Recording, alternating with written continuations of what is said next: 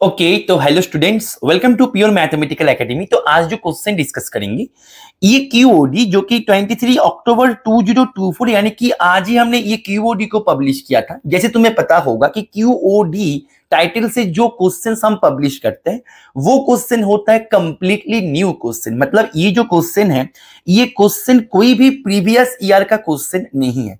ये question completely आ रहा है हमारे टेस्ट सीरीज से जो कि सेपरेटली हमारे यहाँ से पब्लिश होता है। ठीक है, ये क्वेश्चन कंप्लीटली बनाया गया था प्योर मैथमेटिकल एकेडमी की तरफ से। वैसे ये क्वेश्चन मैंने ही बनाया था और ये क्वेश्चन मैंने बनाया था लीनियर अलजेब्रा से। एंड ये क्वेश्चन को मैं यदि डिफिकल्टी लेवल का मैं यदि इसका रेटिंग करूं तो मैं इसको 3 स्टार से रेटिंग करूंगा आउट ऑफ 5 स्टार। ठीक है, तो क्वेश्चन का सॉल्यूशन पे जाने से पहले मैंने क्वेश्चन को ऑलरेडी जूम करके रखा है। जो मैं ऑलवेज बोलता हूं कि बेटा क्वेश्चन को एक बार तुम खुद से ट्राई करो, उसके बाद ही इसका सॉल्यूशन देखो, अदरवाइज इसका जो एक्चुअल आउटपुट होना चाहिए था वो तुम्हें नहीं मिलेगा। ठीक है, तो मैं यहाँ पे क्वेश्चन का सीधा सॉल्यूशन पे भी मूव करते हैं।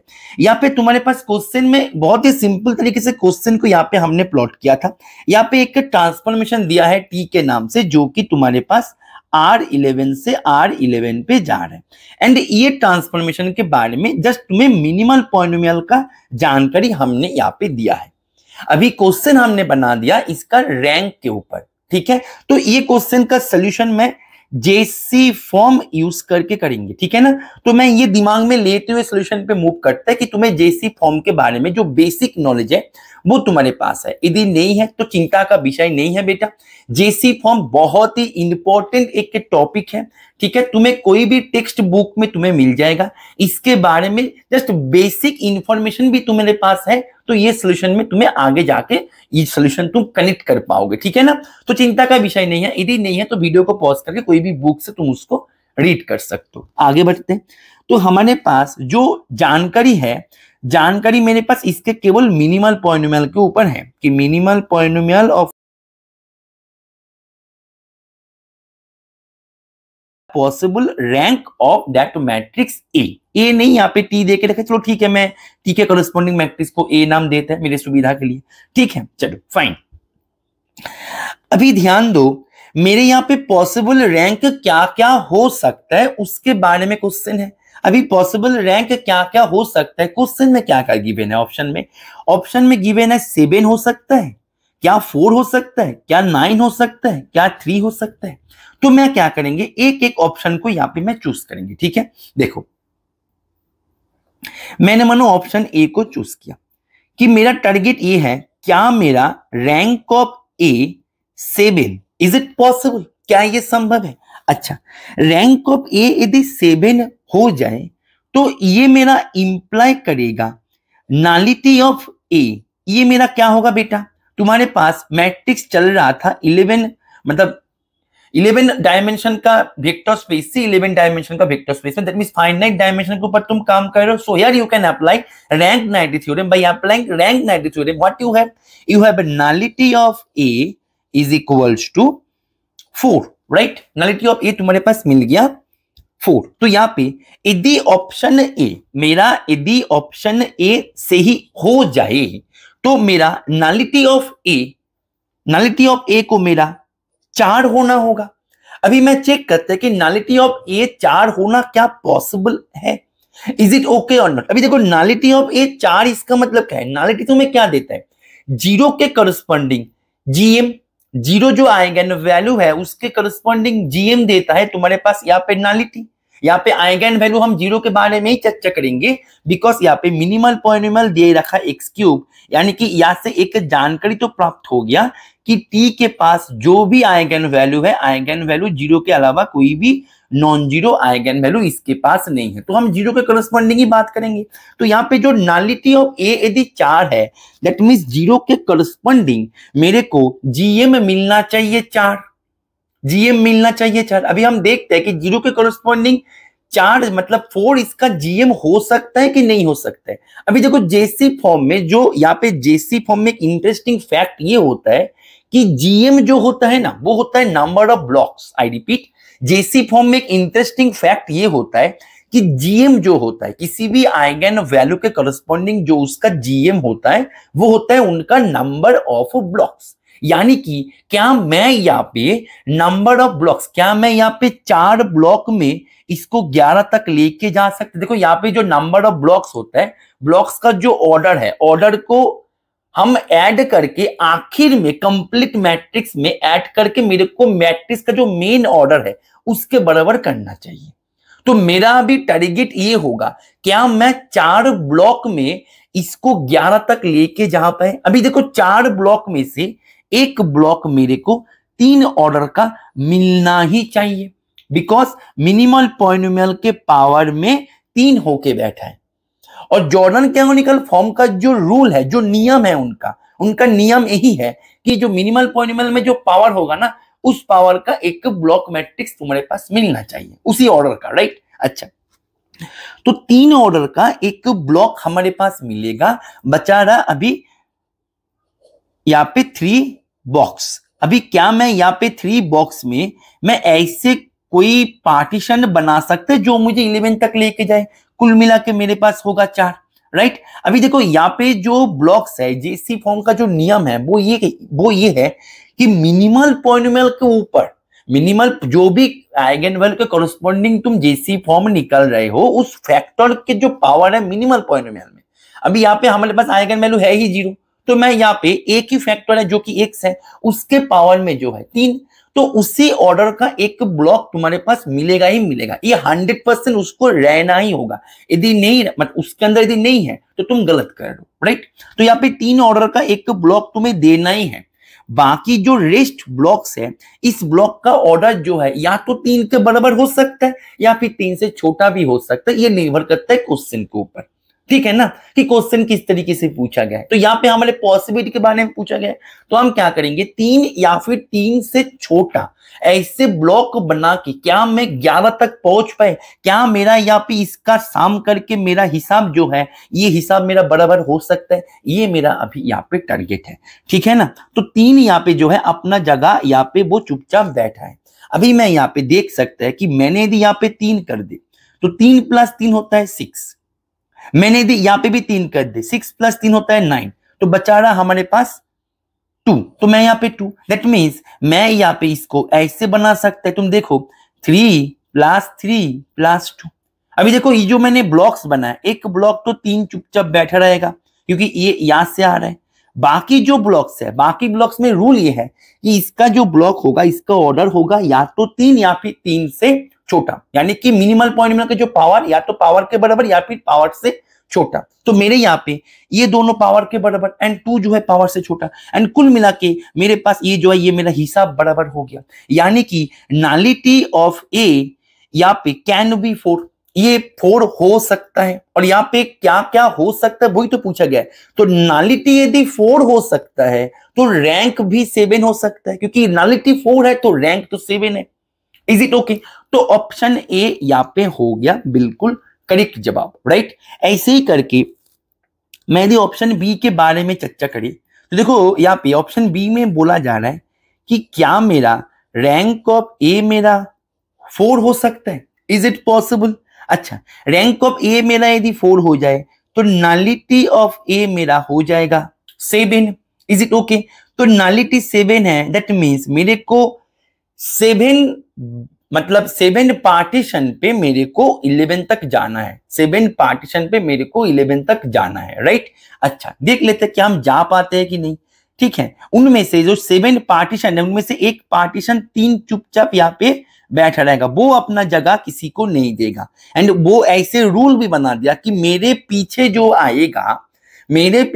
आएगा वो या तो मेरे बराबर या फिर मेरे से छोटा, मेरे को एक्सीड करने का परमिशन नहीं है, ठीक है। अभी मैं यहाँ पे क्या करेंगे, अभी हम देखते हैं कि हम यहाँ पे हिसाब जो है क्या मैं 11 के बराबर कर सकते हैं, लेकिन मेरे को 7 तक करना है, ठीक है ना। जैसे यहाँ पे 4 तक हमने पार्टीशन किया, अभी मेरे को 7 तक पार्टीशन बनाना है, राइट। अच्छा, देखते हैं क्या होता है क्या नहीं होता है। अच्छा, मानो मैंने यहाँ पे 3 किया, ठीक है। यहाँ पे मैंने क्या किया, यहाँ पे जो 3 + 3 तो यहाँ पे 2 हो गया, अभी भी मेरे को 5 चाहिए, राइट। अभी मैंने क्या किया, जो 3 है ना, 3 को मैंने 1 + 1 + 1 किया एंड 2 को मैंने 1 + 1 किया, ठीक है। तो मेरे पास कितने ब्लॉक बन गए बेटा, मेरे पास यहाँ पे ये एक ब्लॉक है, ये एक ब्लॉक है, 2 3 4 5 6 7, तो टोटल 7 ब्लॉक में मैं 11 तक पहुंच गया। दैट मीन्स यहां पे nullity of 7 can be possible.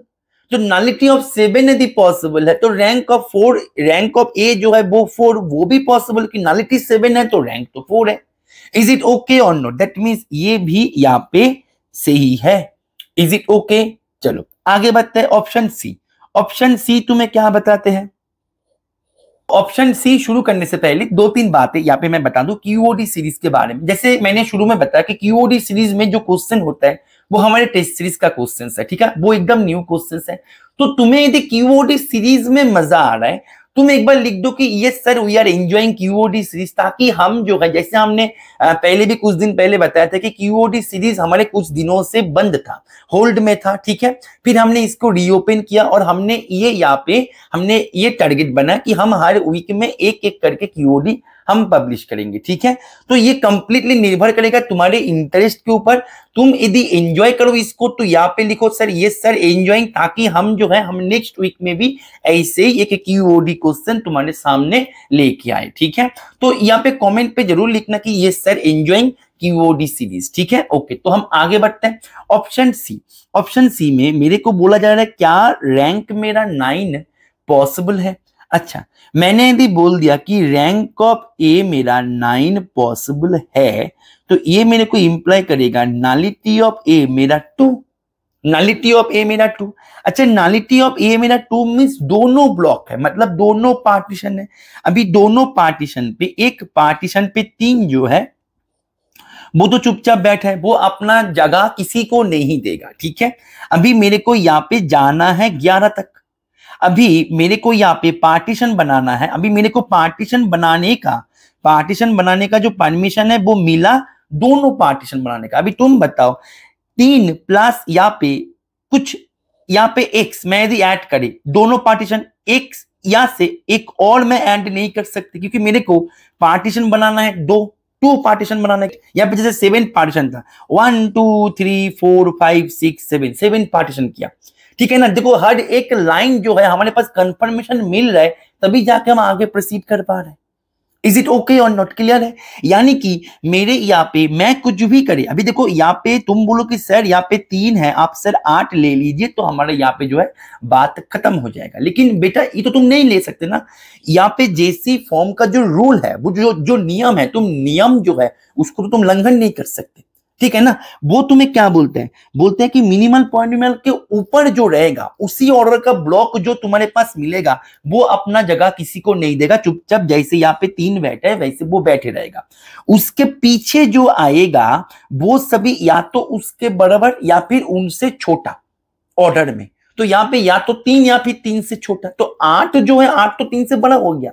तो ऐसे कभी भी पॉसिबल नहीं है, यानी कि rank of A equals to 9 ये कभी भी संभव नहीं है। तो ये can not be possible. Option C यहां से हो गया डिस्कार्ड।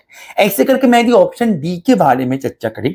ऑप्शन डी बोल रहा है कि क्या रैंक ऑफ ए 3 हो सकता है। अच्छा, तो रैंक ऑप्शन डी, तो रैंक ऑफ ए यदि मेरा 3 हो जाए तो ये मेरा इंप्लाई करेगा नलिटी ऑफ ए मेरा हो जाएगा 8। तो मेरे को 8 पार्टीशन पे 11 तक पहुंचना है, 8 पार्टीशन पे 11 तक पहुंचना है, ठीक है। अच्छा, वेरी गुड। अभी 8 पार्टीशन में 3 जो है वो तो अपना जगह किसी को नहीं देगा, वो चुपचाप बैठा है और वो ये बोल रहा है कि मेरे पीछे जो आएगा वो मेरे से छोटा या फिर मेरे से बराबर। अभी देखो मेरे को जाना है, मेरे को हिसाब 11 के साथ बराबर करना है, राइट। अच्छा, तो मैंने 3 प्लस 2 किया तो यहाँ पे हुआ 5, ठीक है। यहाँ पे 6 7 8 9 10 11। अभी तुम देखो यहाँ पे क्या हम 8 पार्टीशन यूज किया, पार्टीशन नंबर 1 2 3 4 5 6 7 8, यानी कि हमारे पास ये जो नलिटी है ये नलिटी भी पॉसिबल है। तो ये नलिटी जब पॉसिबल है दैट मीन्स तुम्हारे पास रैंक ऑफ ए जो है वो 3 वो भी पॉसिबल है।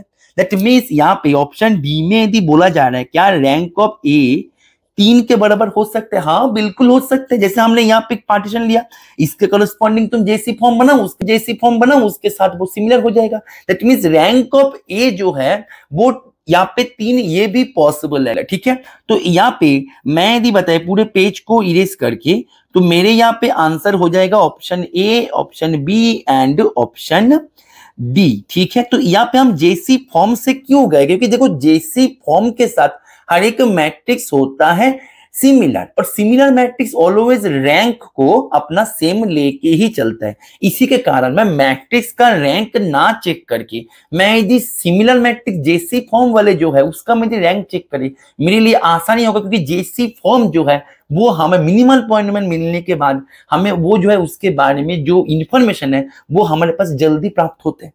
Is it okay? That means यहाँ पे इसका आंसर हो जाएगा option A, B and D. और तो मैं आशा करेंगे ये सोल्यूशन तुम्हें समझ में आ गया होगा, और ऐसे ही क्वेश्चन के साथ तुम एक रेगुलर बेस में प्रैक्टिस करने के लिए तुम हमारे टेस्ट सीरीज बैचेस में ज्वाइन कर सकते हो। टेस्ट सीरीज बैचेस में ज्वाइन करने के लिए जो स्क्रीन पे दिए गए नंबर है, इस नंबर पे तुम्हें कॉल या फिर व्हाट्सएप करके उसके बारे में तुम्हें जानकारी ले लेना है। और वो टेस्ट सीरीज पैकेज में जैसे ये जो क्वेश्चन तुमने देखो कंप्लीटली हमारे खुद का बनाया गया क्वेश्चन है, तो वो पैकेज में तुम्हें जो भी क्वेश्चन देखने को मिलेगा सभी होगा ऐसे ही कॉन्सेप्चुअल क्वेश्चन एंड ऐसे ही एकदम 100% न्यू क्वेश्चन, कोई भी प्रीवियस ईयर क्वेश्चन वहां पे नहीं रहेगा। तो इसलिए वो टेस्ट सीरीज में ज्वाइन करके तुम तुम्हारे प्रिपरेशन को काफी सारे बूस्ट दे सकते हो। तो मैं आशा करेंगे ये सॉल्यूशन को एंड ये क्वेश्चन को तुमने एंजॉय किया। ओके चलो पढ़ते रहो, हैप्पी लर्निंग।